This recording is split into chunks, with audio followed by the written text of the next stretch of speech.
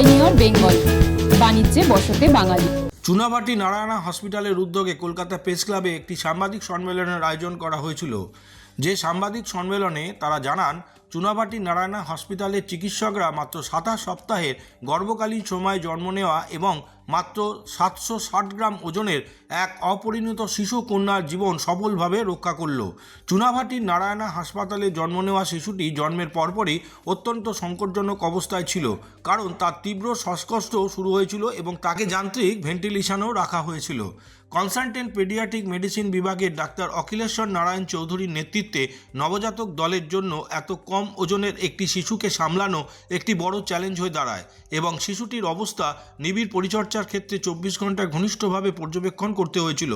চিকিৎসার সময় শিশুটির পেটে ফোলাভাব এবং সবুজ বমি শুরু হয়, যা একটি গুরুত্বপূর্ণ অভ্যন্তরীণ সমস্যার সতর্কীকরণ চিহ্ন ছিল, কারণ পরীক্ষার পর অন্ত্রে একটি ব্লকেজও ধরা পড়ে ও অপরিণত শিশুদের জন্য, বিশেষ করে তাদের ওজন 1 কিলোগ্রামের কম হওয়ায় তাদের জন্য এটি ছিল জীবন হুমকির কারণ। চুনাভাটি নারায়ণা হসপিটালে দ্রুত একটি বহু বিভাগীয় অস্ত্রোপচার দল গঠন করা হয়, যার নেতৃত্বে ছিলেন কনসালটেন্ট পেডিয়াট্রিক এবং নিউটেটাল সার্জারি বিভাগের ডাক্তার গৌতম চক্রবর্তী এবং তাকে সহায়তা করেন ডাক্তার রশ্মি শাহী এবং ডাক্তার রুচি। অস্ত্রোপচারের জন্য সাধারণত দক্ষতার প্রয়োজন ছিল, কারণ এত ছোট এবং 760 গ্রাম ওজনের একটি নবজাতকের উপর অস্ত্রোপচারের জন্য বিশেষ যন্ত্র এবং চরম যত্নের প্রয়োজন ছিল। সফল অস্ত্রোপচারের পর শিশুটি আজকে সুস্থ হয়ে 2 মাস বয়সের সাধারণভাবে জীবনযাপন করছে। এই পুরো ঘটনাটির মধ্যে উপস্থিত ছিলেন তারা সেদিনকে জানান যে তারা কিভাবে সেই বাচ্চাটিকে লালন পালন করে এত সুন্দরভাবে তারা বড় করে তুলেছেন, এবং সেই শিশুকন্যার বাবাও জানান যে নারায়ণা হসপিটাল তাদের কীরকমভাবে সাহায্য করেছে এবং কিভাবে তারা তাদের মেয়েকে সুস্থ করে তুলেছে। হ্যাঁ, বেবি অফ বৈশাখী আমাদের একটা এক্সট্রিমলি প্রিটার্ম বেবি, 27-28 উইকার ছিল আর কি। সেই বেবির ওয়েটটা ছিল সিগনিফিকেন্টলি কম আর কি, মানে অ্যারাউন্ড 760 গ্রাম, যেটাকে আমরা নিজেদের ল্যাঙ্গুয়েজে বলি ফিটাল গ্রোথ রেস্ট্রিকশন আর কি। মানে বেবিটার টাইমের হিসেবেও ওজনটা হয়নি। এবার এই বেবিদের বার্থের পরে যেমন একটা ব্রিদিং প্রবলেম হয়, তো বেবির সিমিলারলি হয়, তারপর ওকে মানে ওষুধ দেওয়া প্লাস ভেন্টিলেটরে রাখা, সেগুলো করা হয়। তারপর বেবির আস্তে আস্তে ফিডিং স্ট্যাবলিশ করা, জন্ডিস, ফিডিং ইনটলারেন্স, এগুলো যেমন একটা প্রি ম্যাচিউর বেবি হয় এরও হয়।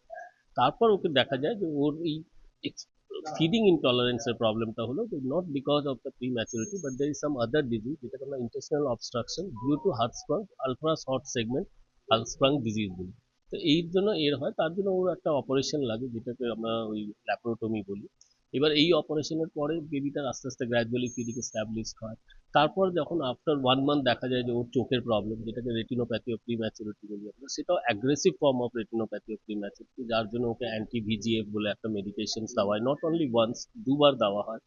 তো তারপরে ওর লেজার থেরাপিও লাগে। So the course of the, তারপর মাল্টিপল এপিসোডস অফ ইনফেকশনস, তারা antibiotics, lines and ইনকিউবেশনস।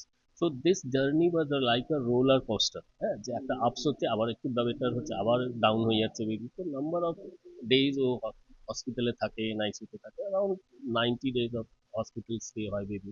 After that, baby had gone home with a weight of 1.34 kg. Because of the financial problem, we had discharged baby little bit earlier.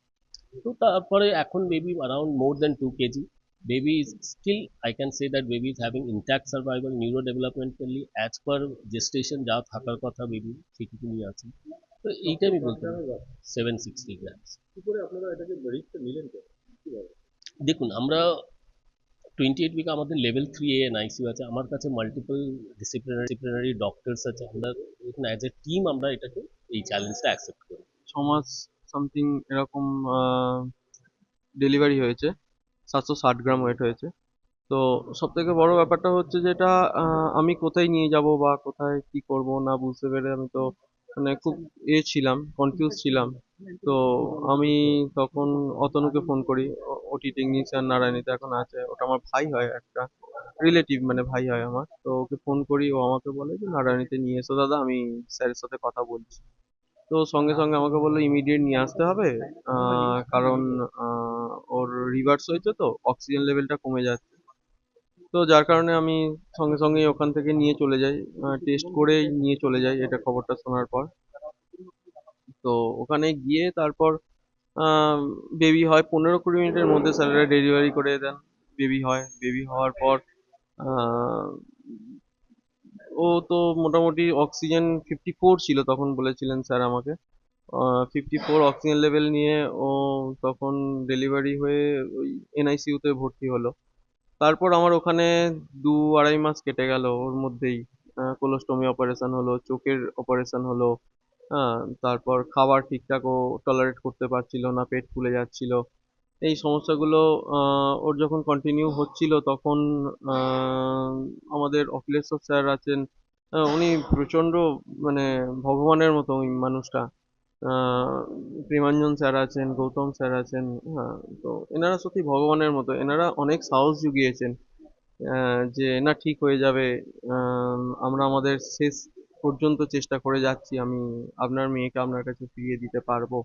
এনাদের উপর ভরসা করেই আমি আজও পর্যন্ত লড়াই করছি, চালাচ্ছি, এবং স্যারেরাও অবভিয়াসলি লড়াই করছেন ওর জন্য। এই যে এত টাকা খরচা, হুম। এটাকে কিভাবে আপনারা করলেন কিভাবে? মানে হসপিটাল আপনাকে কতটা সাহায্য করেছে? দেখুন স্যার, হসপিটাল, কর্পোরেট হসপিটালে আমি ভর্তি করেছি।